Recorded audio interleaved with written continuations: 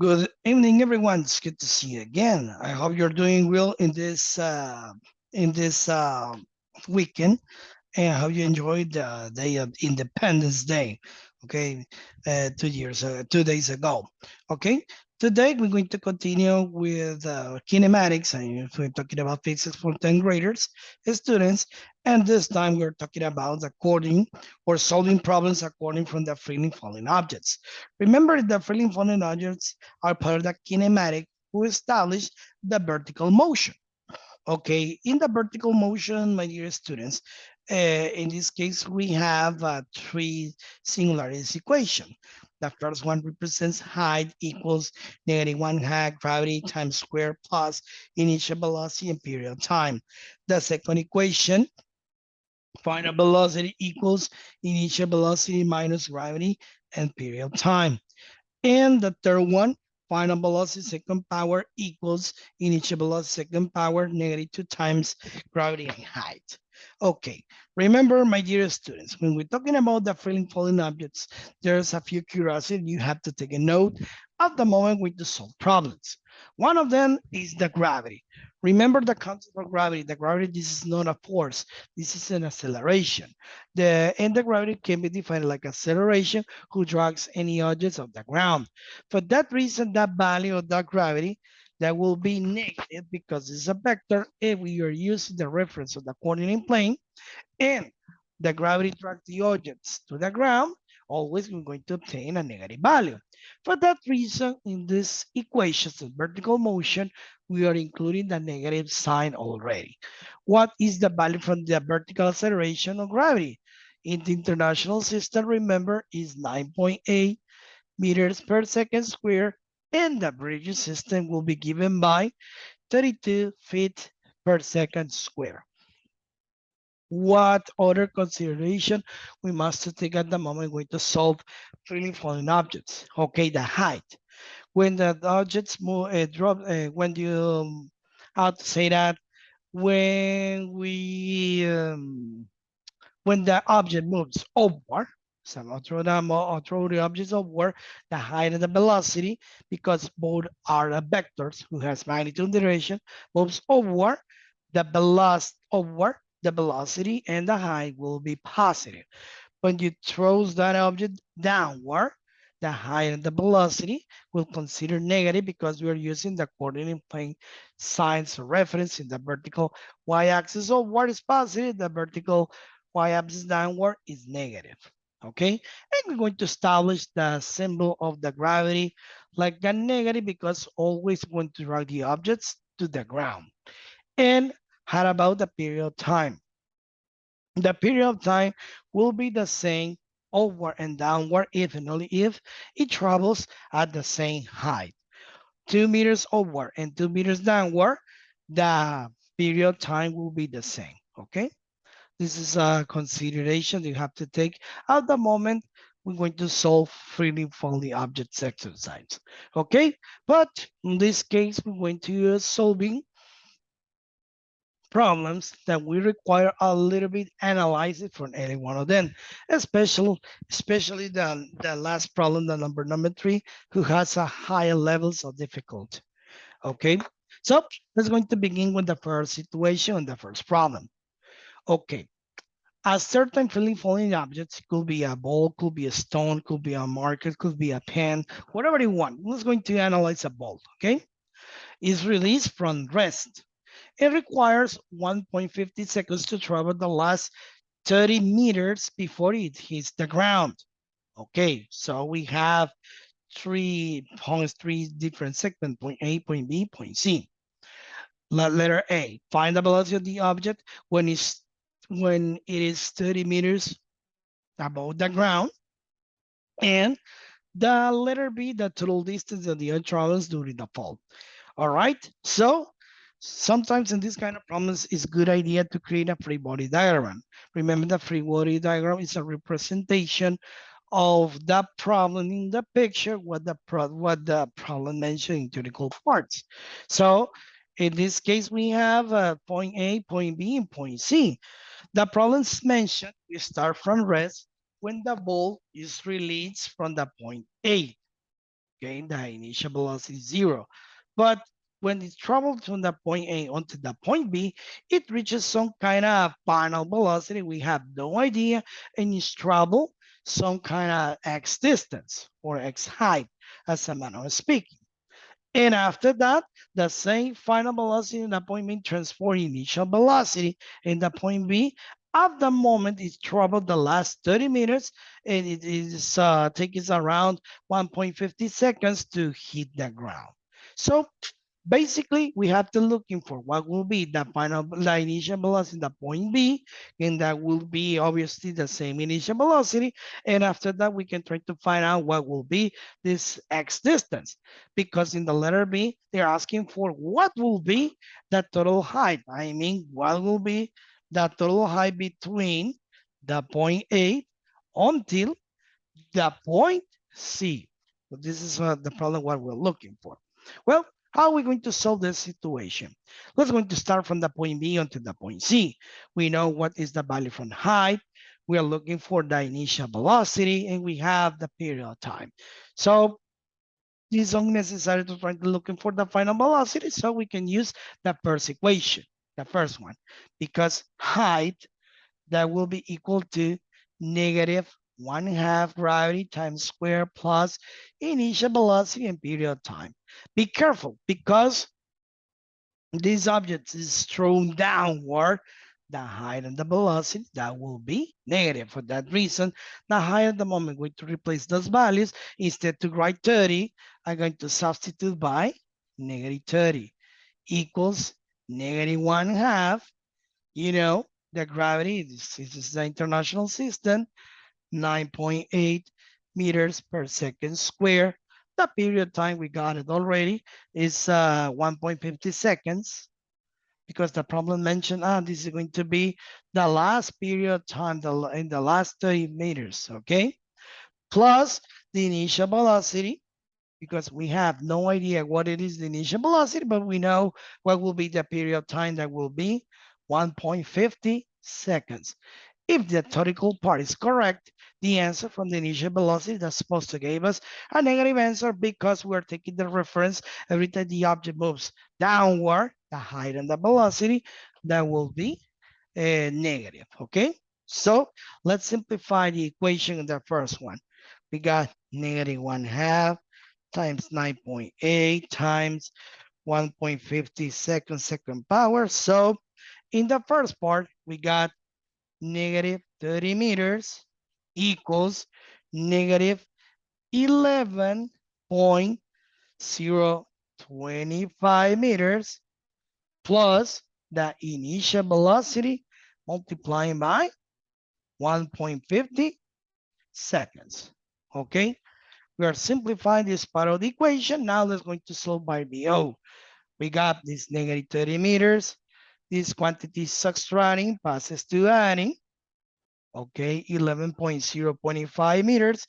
And this, because this is quantity is multiplying, passes to divide 1.50 seconds. So this is going to be the value of the initial velocity in the point B. Remember, solve the numerator, and after that, the denominator. I mean, we got negative 30 plus 11.025, and this answer divided by 1.50. So basically, the initial velocity gave us a negative value, just like we established already. That will be negative 12.65 meters per second. Why is negative? Because the object moves downward. So we are answer the first question. Now it's time to answer the second question. Find the total distance the object travels during the fall. Obviously, to try to find out this value from h, the first thing that we must do in this situation is trying to looking for what will be the value from this letter x, height. And because we know what it is the initial velocity, we know what is the final velocity. The point A, the initial velocity is 0. The point B, this initial velocity between B and C will be the final velocity between A and B. And if we analyze the situation, we can use the third one equation because we know the initial velocity, final velocity, we know the value from the gravity, and we have to looking for the value from height. So given that situation, we can say, okay, final velocity, second power equals initial velocity minus 2 times gravity and height from A until B. Remember, the initial velocity is 0. So let's going to analyze the situation. Negative 12.65 meters per second elevated the second power equals negative 2 times the gravity, 9.8 meters per second square. And remember the value from H between A until B, that will be X units. Okay, let's going to simplify this expression. Remember, if this is correct, the value from height until A until B, that's supposed to give us negative because the object's falling down. Okay, now parenthesis negative 12.65 second power, that will be 160.0225 meters square second square equals negative 2 times 9.8, that will be negative 19.6 meters per second square multiplied by x. And because this quantity is multiplying, passes to divide. And at the moment, I'm going to divide this quantity will be negative 19.6. So the x value will be negative 8.16 meters. But this is going to be only the height represents since the point A until the point B. But remember, the problem asking for the total distance. Okay. Remember, when we're talking about vertical distance or height, almost is the same situation. But what will be the difference between them? When we're saying distance, we are talking about we're going to have a magnitude, but there is no direction. For that reason, because the problem asking for what will be the distance will be given equal like the absolute value of the total height, because that will be the separation of one point to another one.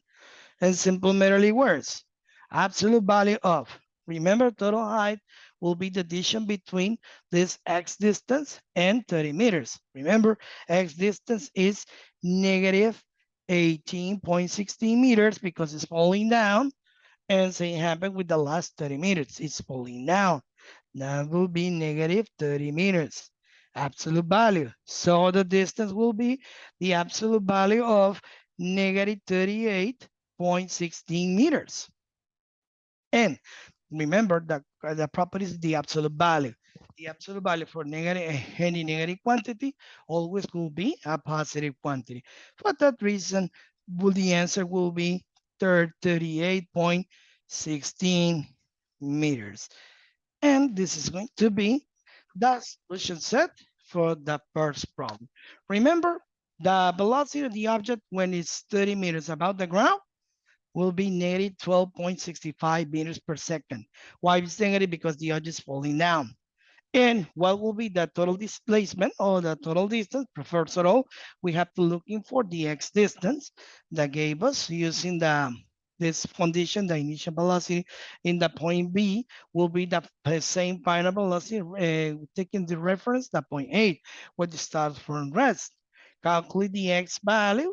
We have a negative answer because the object is falling down. And remember, the height and the velocity will be negative. And the total height will be negative 38.16 meters, will be the height since that point A until the point C. But because the problem says what will be the distance is in a scalar, not a vector. So we can define the distance like the absolute value of the total height, and that will be 38.16 meters. And this is going to be the solution set for the first problem. Okay, if you see, we are applying formulas, but we must be careful at the moment to apply it. Remember, Physics, we must to read the problem, focus in the theoretical concepts, create a free body diagram, and after that, solve the problem. Okay, let's analyze the second one. In the second one, the problem says, okay, a ball is thrown upward from the ground with initial speed of 25 meters per second. At the same instance, we're talking about the same time, okay, another ball is dropped from a building 15 meters high. The question is, after how long will the balls be at the same height? Okay, classic word, at the same height.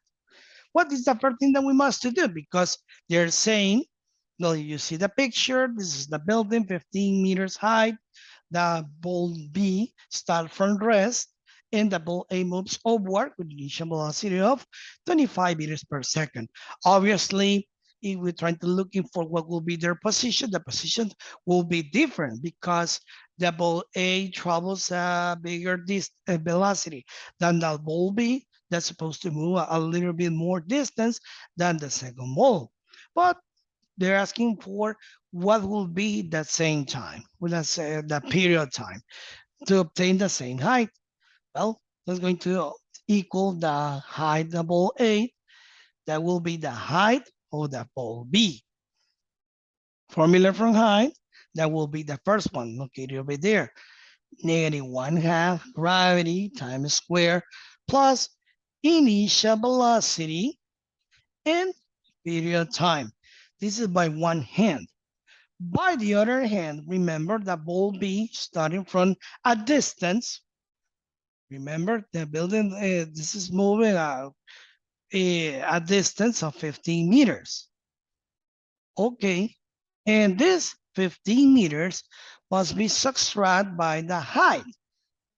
I mean, by the same formula, -1/2 times gravity times square plus initial velocity and period time. Remember, we are looking for the difference in the position between one ball to another one. And why we are taking this 15 meters like, how to say that, positive height, because remember, we're taking the reference, the ball 8, that will move upward. That's why this distance or this height will be positive. Okay, because they're going to gaining height, and the other one will start from some kind of moment later. There's not going to be height.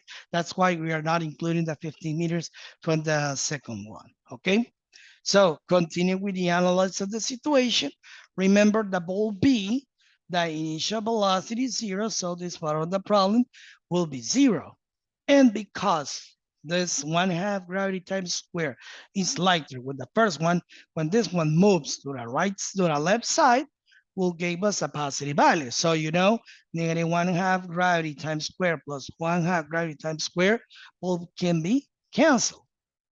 For that reason, this quadratic equation can be reduced like a singular constant motion given by the initial velocity period time equals 15 meters. Okay, solving for the period of time, we can divide 15 meters divided by the initial velocity.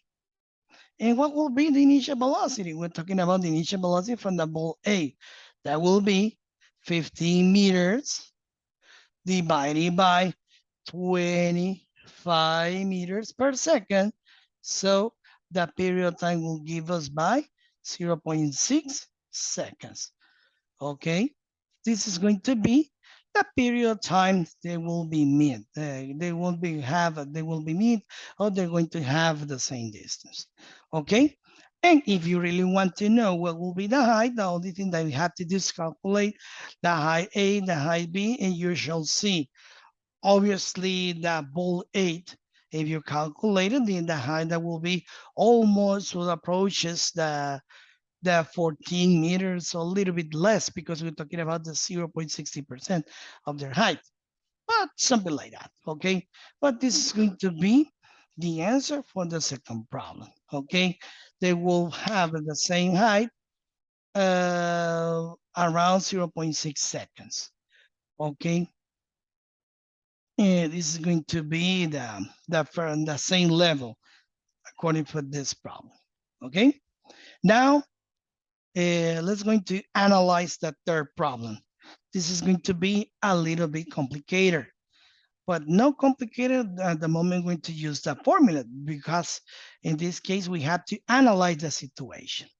Okay, the problem mentioned, we have a mountain climber established at the top of 50 meters cliff that overhangs a calm pool of water. Okay, so this is the mountain. Okay, this is the mountain. This is the water. Okay, the mountain down. And this is going to be the climber. He or she is located at the top. Okay, and she threw 2 stones vertically downward. So 1 second apart. So what does that mean? That means we have 2 stones. The first one located over here,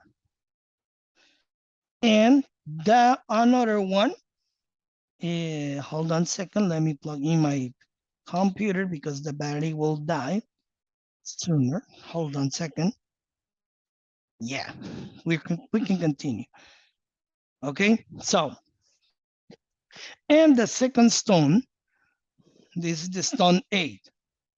Okay, and we have second stone B at the beginning. Okay, but what will be the difference? The difference between stone A and stone B will be 1 second apart.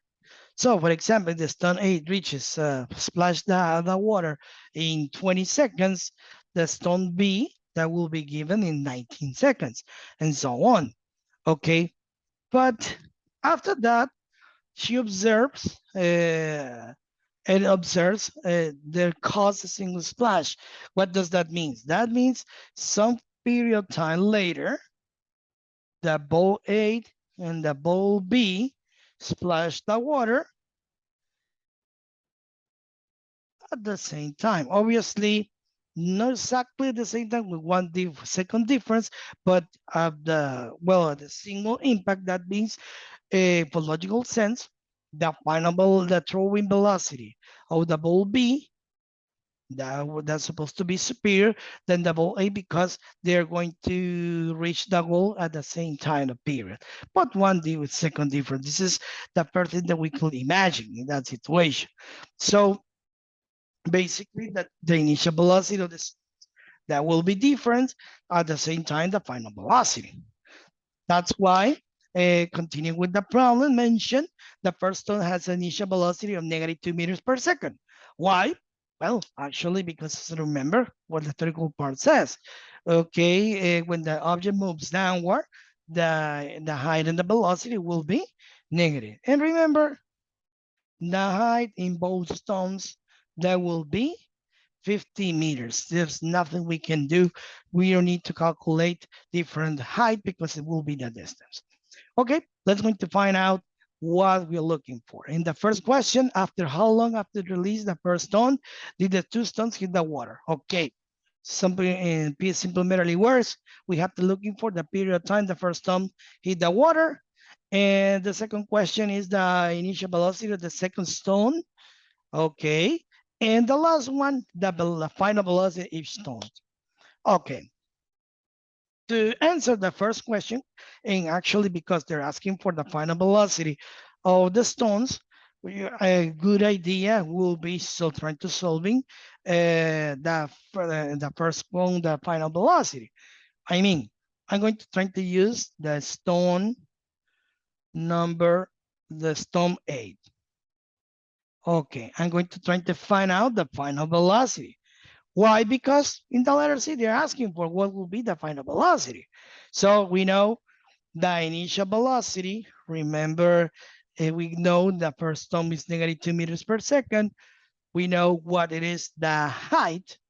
Okay, and we are looking for the final velocity of the 3 equations. I can use the third one. So the final velocity second power equals initial velocity second power minus 2 times gravity and height. For that reason, the final velocity will be given by the square root of what? Negative 2 meters per second squared, second power minus 2 times the gravity, 9.8 meters per second square, and the height. Remember, because the stone is falling down, the height will be negative. So this is going to be negative 50 meters. Let's going to calculate the final velocity of the stone 8. Okay, and let me show you how to do it using your scientific calculator. Okay, this is going to share the screen. Okay, as soon as you can see. All right, let's do it again. Remember, the square root open double parentheses. Okay, in the first one, we have negative 2, close parentheses, second power, minus 4 times, sorry, this is not 4 times, sorry. Negative 2 second power minus 2 times parentheses 9.8.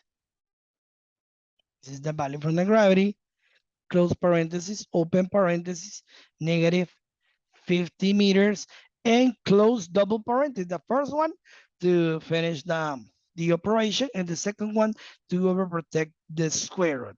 For that reason, the answer gave us 2 square root 246. If you really want to know what is the value in decimal numbers, push the button SD located over here between the right parentheses and M plus, the memory plus. So SD, and the answer will be 31.36 or 37.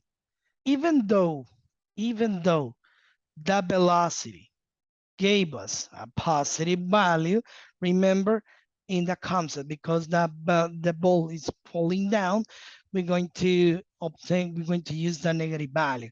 So the final velocity will be given by negative 31.37 meters per second. Well, we answer the half value from the letter C, but it's time to looking for what will be the letter A. The letter A says, after how long after release the first stone did the 2 stones hit the ground? Well, we have the initial velocity in the stone A. Remember, it's negative 2 meters per second. We know that final velocity. We know the gravity. We're looking for the period of time. That will be easier for us to using the second formula. You know, the final velocity equals the initial velocity minus gravity and period of time.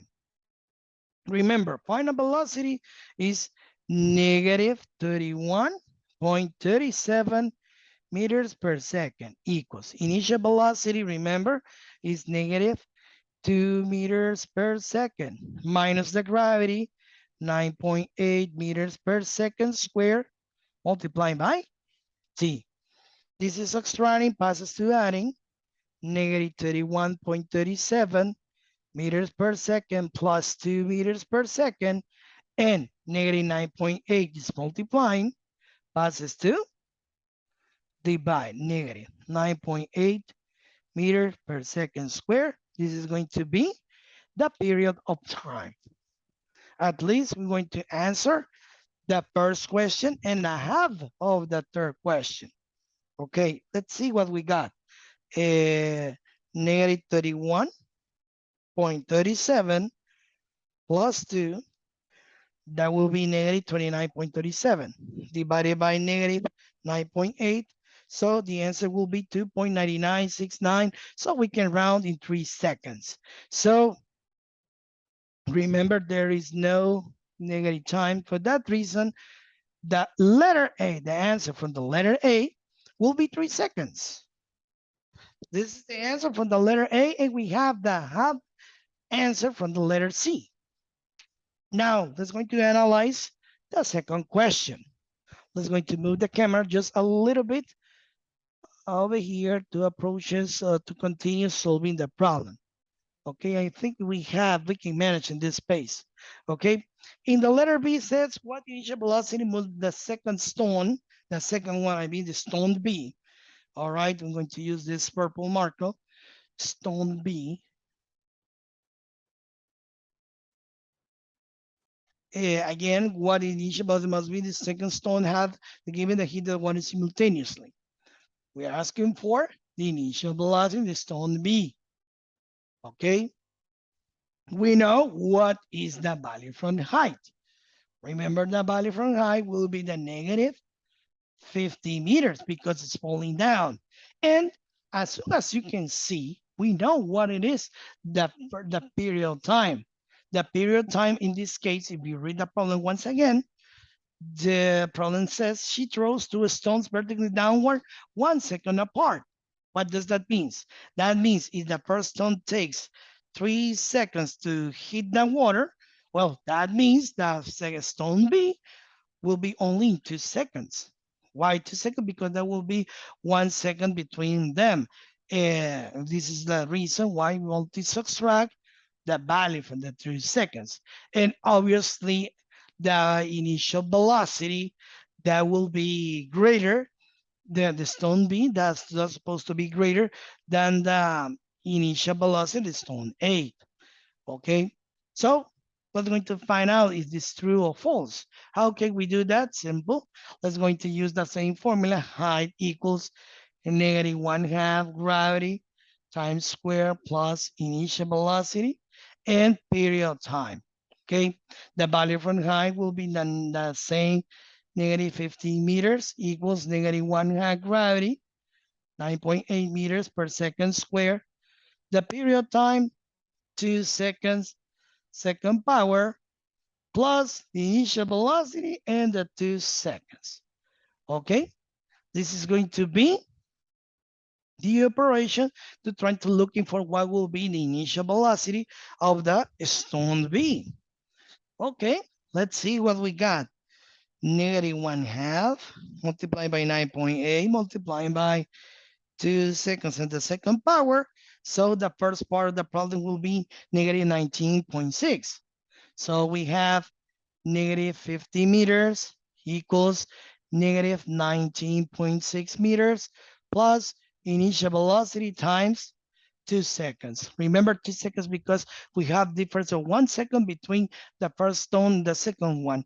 And because the first stone takes 3 seconds, 3 minus 1 will be 2. That's why. So let's continue to solve the problem. Negative 50 meters. This is negative, has to be positive.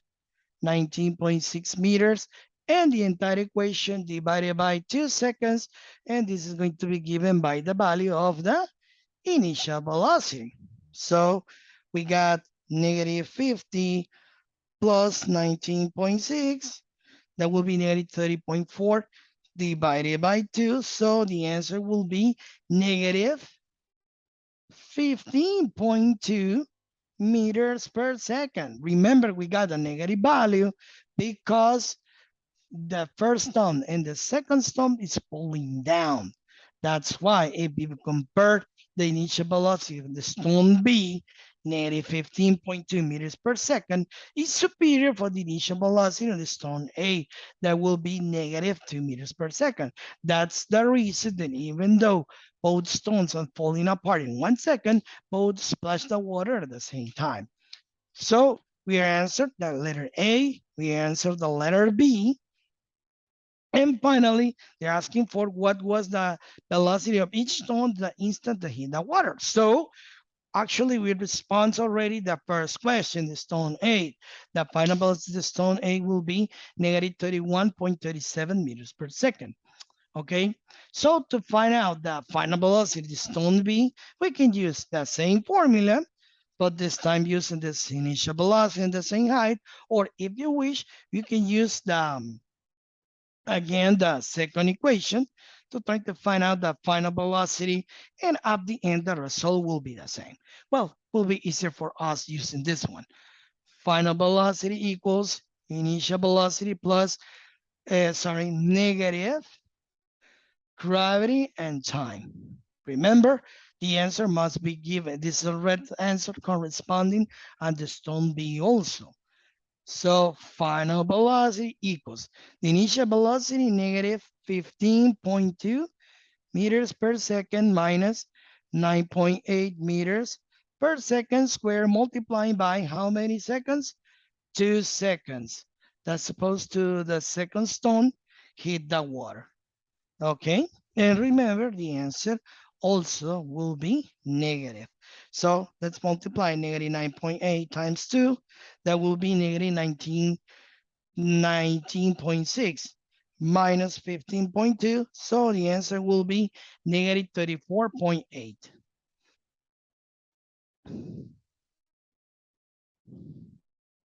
That will be negative 34.8 meters per second. So we answer already the part C. Remember, what was the velocity each stone instant to hit the water? Okay, the stone 8, the final velocity will be negative 31.37 meters per second. Why negative? Because stone 8 is falling down. The final velocity stone B will be negative 34.8 meters per second, superior than the first one because they're going to reach the first stone to splash the water in the same period of time with 1 second of difference, and negative because it's falling down. In the second question, what was the initial velocity of the second stone? Okay, that will be negative 15.2 meters per second. And the first question, how long will take the first stone to hit the water?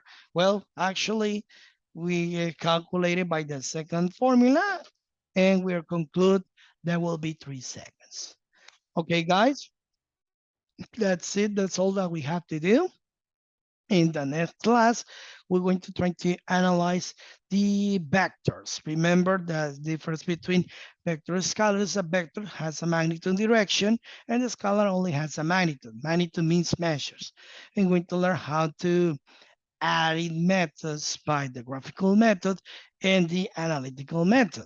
And if God wills, a few videos later, we're going to conclude with the vectors with the two-dimensional motions or projectile motions to conclude the first unit of the kinematic. And after that, we're going to start studying the second part of the physics, the dynamics with the law of motion.